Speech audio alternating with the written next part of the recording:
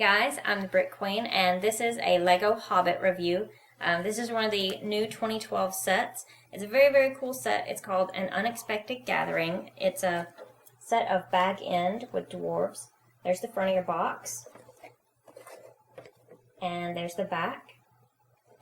It has 652 pieces, and it cost about $60, but in my opinion, it's a great value.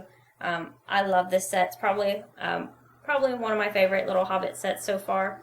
So anyway, let's go ahead and move in the close-up and look at a lot of details. Alright, let's go ahead and take a look at your minifigures first. And first up, we have Gandalf the Grey.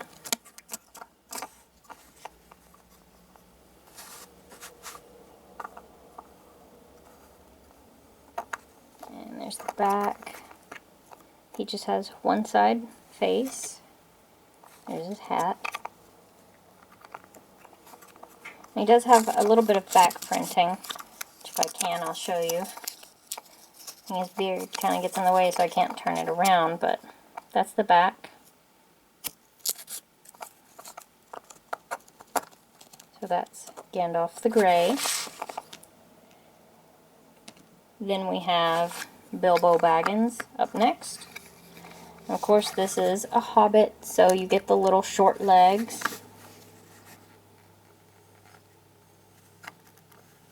And there's the back, and that's his second face there.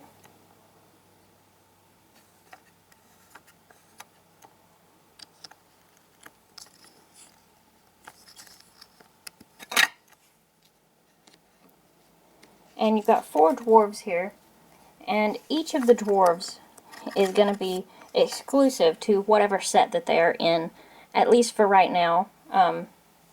And this first one is called Balin.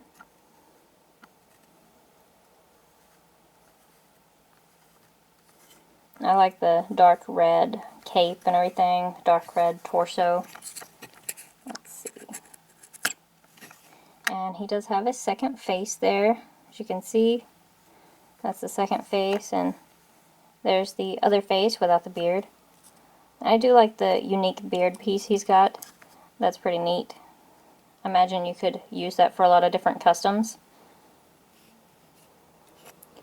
Maybe even a Yeti. That just looks like something you could use for a Yeti. Abominable snowman or something like that. Then we have Dwalin. If I can get him on here. And I'll go ahead and turn his hammer so you can see it. He's got a big hammer here.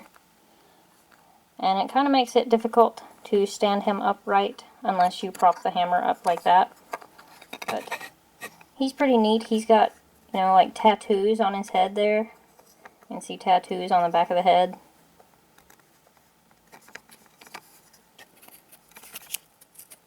There's a little back printing.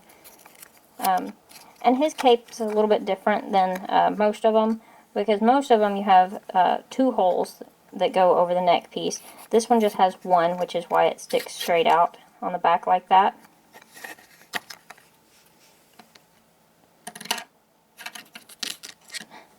I guess I'm just going to knock over all the dwarves. Maybe I can get them to stand up again.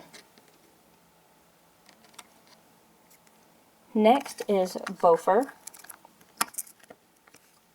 And I hope I'm pronouncing these all right. If I'm not, I'm sorry. I can't remember how they're pronounced. This is Bofur. He's got a lot of detailing on his torso. I think it looks really cool. And instead of a beard, per se, he's got the hat there with some hair sticking off of it, which is pretty neat.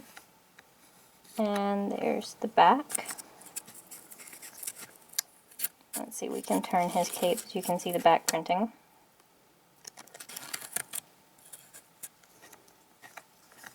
So I love how all of the dwarves are unique. They didn't try and take the easy way out and just make them the same or anything.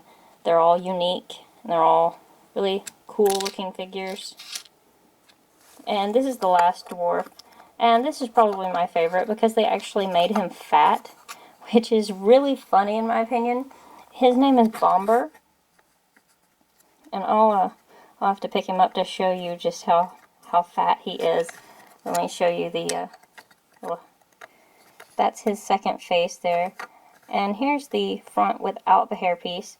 Now what's interesting about the hairpiece is you can see the actual fatness is attached to it. And you can see his fat little chin there. So I thought that was pretty neat. So when you put it on the figure, it makes him look like he's fat. When you look, you can see how it kind of bows up to give him the illusion that he's a fat dwarf. And of course they give him a pot and a sausage to cook with. So I thought that was funny. So those are all of your minifigures. Okay, so here's the front of the Hobbit hole. And you can see that's the door where they come in at. Now the set does have quite a few stickers in it. Every time you see one of these wood planks, that's a sticker. However, I'm very happy that they did actually print the door. That's not a sticker, so I'm very glad about that because I would have hated to try to line that sticker up right. So anyway, and then here's the little gate where that they can come through the gate and go in there, and you can open it both ways if you want to. There's also a little garden over here where it looks like they're growing carrots. You can see right down here. And there's also several flowers in different spots. The only thing I'm not happy with on this set is the tree at the top. Everything else on the set looks really great, detailed. It's an adorable little house. It's just a wonderful, wonderful set in my opinion. But I just wish that they would have done more with the tree than have that little tiny tree on the top. I'll go ahead and show you the tree. This is the tree on the top. So you can see there's the whole Hobbit hole, and then you've got this tiny little tree up here. And there's a little chimney there. And I'll show you in a few minutes, that actually, the top part does come off so that you can get to the inside of it even easier. The back is open, and we'll get to that in a minute also. So here, you've got the little bench there. And I also didn't point this out. There's a little lantern hanging there. You've got windows on each side. And you can open the door there. Just knocked over the flowers, but we'll just put those back up. So here's the other side, and you've got a little bucket or barrel here with a couple carrots, and there's also an apple in there.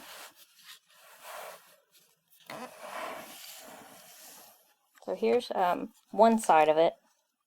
You see you've got a bush on the side and another little window.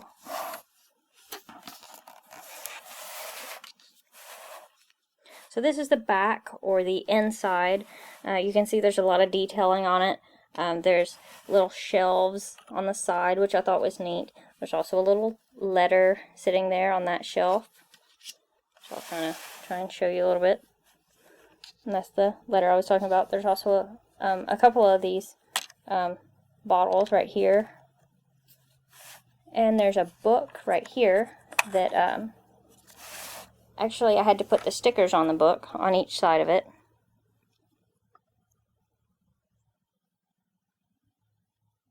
And I believe that is the Diary of Bilbo Baggins, which is why it's got the BB down there, if I remember correctly. That's what that is. Well, if I can get it back in there.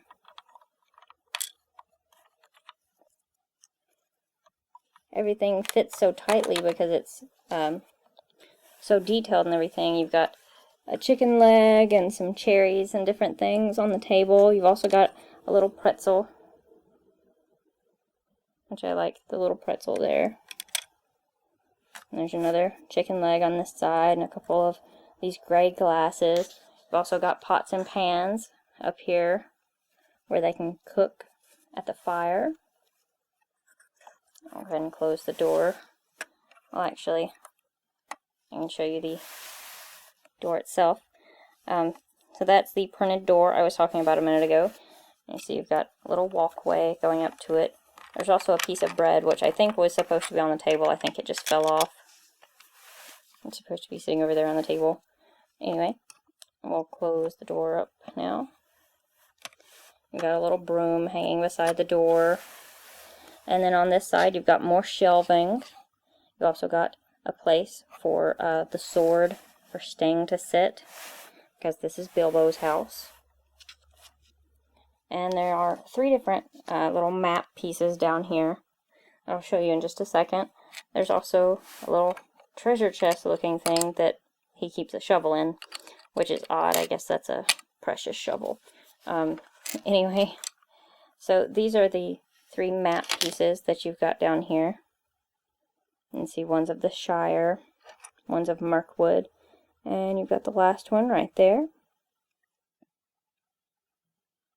And all 3 of those are stickers, by the way. Those are not printed pieces.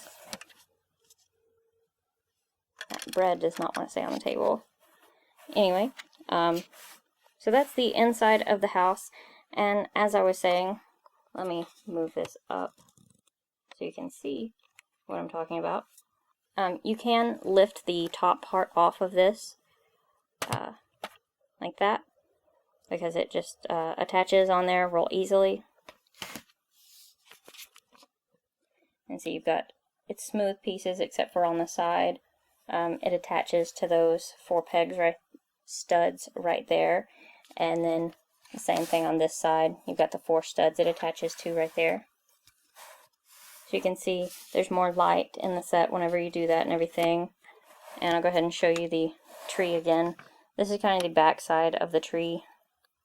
And you've got your little chimney there. And there's the front of it again.